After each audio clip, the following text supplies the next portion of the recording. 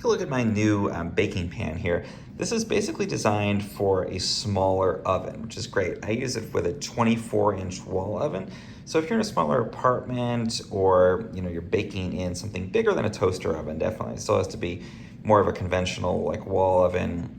But if you're using a compact one, then this is a perfect tray for it. And it's smaller than a half baking sheet, which we usually won't fit into those smaller ovens. Again, for that 24-inch oven, this is a perfect fit. And you've got the 16-inch by 12-inch size on the pan.